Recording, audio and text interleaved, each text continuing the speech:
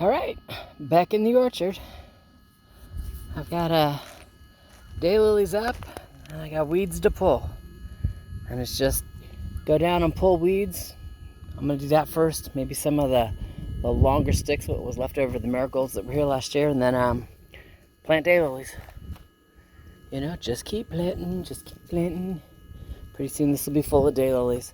I'm probably gonna have nostrums and marigolds and whatever else in here this year, but it'll be full of daylilies as well. All right, let me get busy, and I will talk to you in a few.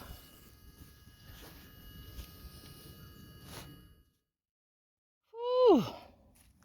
Alrighty. I'll plant it all the way here at the tip and then all the way down. Now the ones highest up on the hill were the existing, and anything that's lower on the hill, all the way down, is new.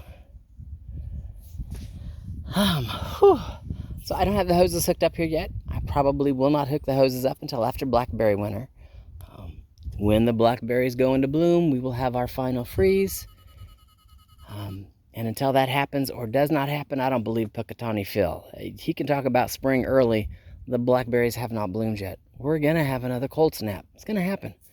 It's going to happen. So, having said that, won't hook the hoses up. Won't open up the pipe. So I went ahead and brought one of my containers out of the hoop tunnel. So any rain that we catch, it will catch, and that way I can still come out and make sure that the new the new daylilies can get a little bit of water. Which is an awesome thing. Otherwise, everybody in the hoop tunnel is fine. I think I showed you that the other day. There's no big change. I'm not specifically talking about elderberries because, you know, they went through the freeze and, they're going to do what they do. You know, they don't care. Now, they may lose some leaves. It may have just got too cold for them. But that's a big plant there. And that's a brand new baby runner, and that's what they do. That's a big plant, and he's got leaf buds on it. That's a baby runner. And there's a baby runner in front of that right there. So the elderberries are fine. Does that make sense? Everything that's important that's underground is hooking it up. It's like Humphrey, and he's just going ballistic. He was planted the same time. It's like Humphrey over here.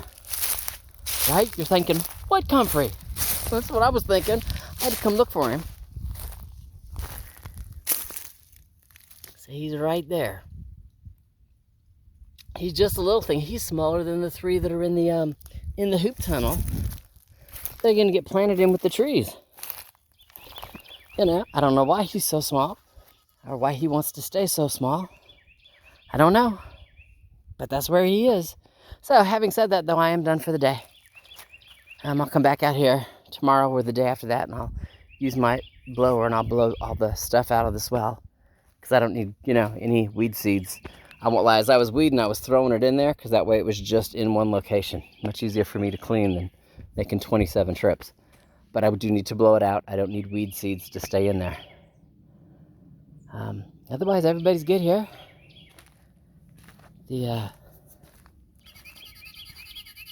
It's always funny that it's like my daffodils take turns on who gets to bloom first and who gets to bloom last.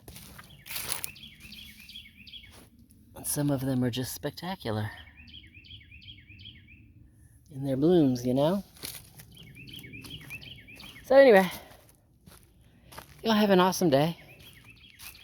And Panda 9, she's living the dog life. Shady spot, laid out, doing what she does. Hey, my finger's in the way. That's never a good thing. There we go. That's what I was looking for. There's actually two of them there. One's playing peekaboo behind the other. There's some more over there. Let's see if we can zoom in. Save time. Got a very bright yellow and a very light yellow.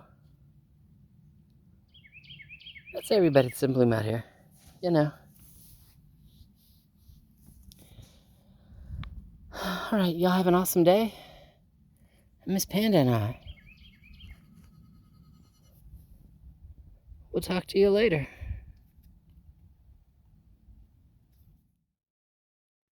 All right, so it's about 5:30.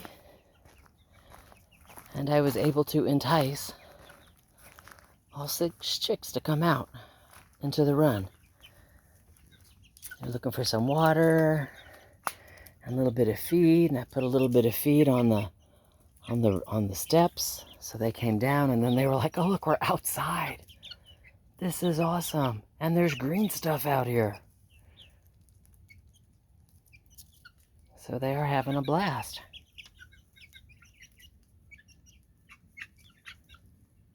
You know, they still stay relatively close to each other. You know, but this gives them a lot more room for zoomies.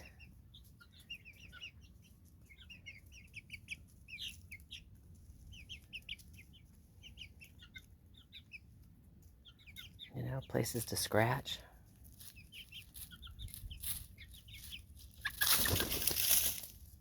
Kitty, those are my chickens. So they reacted appropriately. So did Kitty.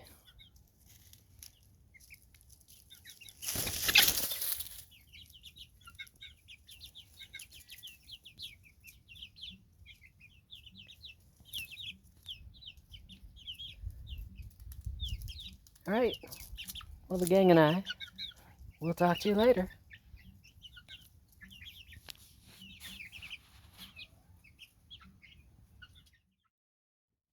Say, Freckles is not sure about the baby chickens being in the run.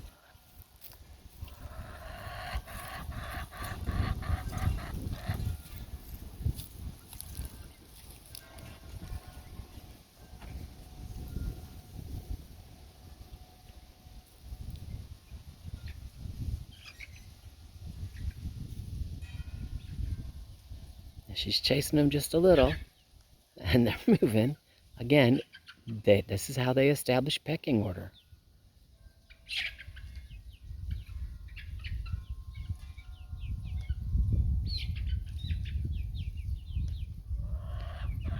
And then Parthos is sitting here. He's just watching.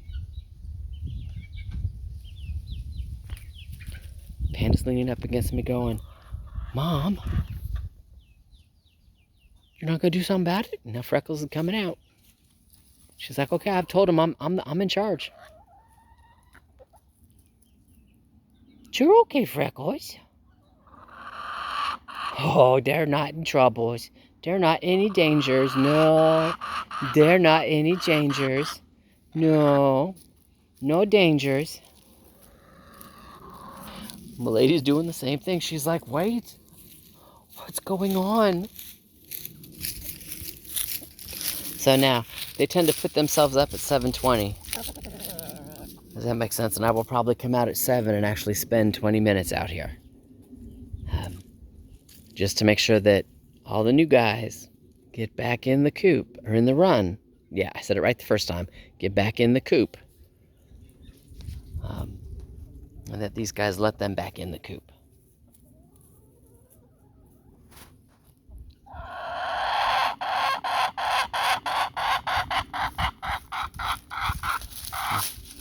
Freckles doesn't want anything to do with it.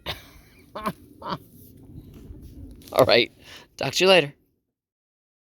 All right, with every baby chick I've ever had, first night out of the coop, putting them back in is always an adventure. They're all 6 in there right now, but it was insanity. You know, catch 1, catch 2, 3 more would come back out. I mean, it was just, you know, there was like 3 of them that I had to put in there 3 times.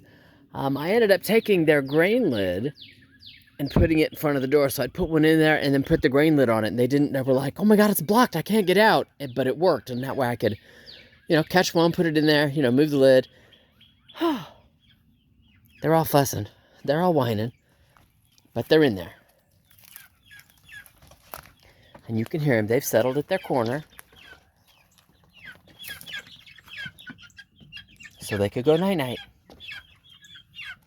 And this is just, you know, it's time to learn. My large ones are already up on their roost. So I will be out here again tomorrow morning early to make sure that nobody's getting attacked. Otherwise, it's bedtime. Night night, chickens. Night night.